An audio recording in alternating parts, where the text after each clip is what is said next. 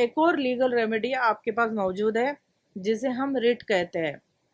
अगर आपको लगता है कि आपका नाम एसआईआर की लिस्ट से डिलीट हो चुका है, आपके साथ कोई नाइंसाफ़ी हुई है, आपको ईआरओ ने शो कॉज नोटिस भी नहीं भेजा, तो ऐसे में आपके पास एक लीगल रेमेडी है जिसे हम रिट कहते हैं। रिट ऑफ मैंडेमस होती है।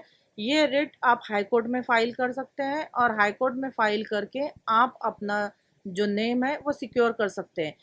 रिसेंटली आपने ये बात सुनी होगी कि बिहार में जो एसआईआर प्रोसेस हुआ, उसमें लाखों लोगों के नाम जो है वो वोटर लिस्ट से डिलीट कर दिए गए और उसी अगेंस्ट में वो सुप्रीम कोर्ट चले गए थे। ऐसे में सुप्रीम कोर्ट ने ईसीआई को स्ट्रिक्टली कहा है कि जो माइनर डिस्क्रिपेंसीज है, माइनर जो स्पेलिंग मिस्टेक्स है, उसकी वजह से लोगों के नाम वोटर लिस्ट से न काटे जाए, क्योंकि इस तरह से करने से बहुत सारे लोग सफ़र करेंगे, बहुत सारे लोगों को लाइन में खड़ा रहना पड़ेगा। और ये छोटी छोटी जो गलतियां हैं, जो स्पेलिंग मिस्टेक है, इसको लॉजिकल डिस्क्रिपेंसीज कहा गया है। लॉजिकल डिस्क्रिपेंसीज में डाला जाएगा और उनके डॉक्यूमेंट को वेरीफाई किया जाएगा, ना कि उनका नाम वोटर लिस्ट से डायरेक्टली डिलीट किया जाएगा। तो ये सुप्रीम कोर्ट का ऑर्डर है और ईसीआई को ये मानना पड़ेगा। अगर इसके बावजूद भी आपको लग रहा है कि छोटे से स्पेलिंग मिस्टेक के लिए, माइनर सी मिस्टेक्स के लिए आपका नाम सीधे सीधे डिलीट कर दिया गया, या फिर आपको शो कॉज नोटिस नहीं दिया गया, क्योंकि सुप्रीम कोर्ट ने ये भी कहा है कि शो कॉज नोटिस ईसीआई को देना होगा। अगर ईआरओ नोटिस देने में फेल होता है तो ये एक्सेप्टेबल नहीं रहेगा। ऐसे में एक लीगल रेमेडी है जो रिट है, रिट ऑफ मैंडेमस है।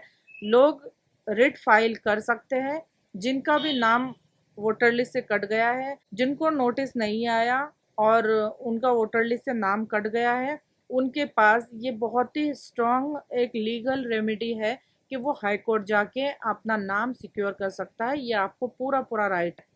लेकिन मेरी एडवाइस तो यही रहेगी कि अगर आपको एसआईआर के प्रोसेस में दिक्कत हो रही है, कोई भी प्रॉब्लम का सामना करना पड़ रहा है और आपका ईआरओ ने नहीं सुना, तो ऐसी केस में लॉयर को करना ज़्यादा अच्छा रहेगा, क्योंकि वो आपकी बात को बहुत अच्छे से legally to the point court के सामने रख सकता है, आपके सारे डॉक्यूमेंट्स को अच्छे से पेश कर सकता है और वो अच्छे से कन्विंस कर सकता है। तो ये कंप्लीट लीगल प्रोसीजर है जिसको आपको ध्यान में रखना है और बगैर टाइम गवाए आपको अपना काम करना है।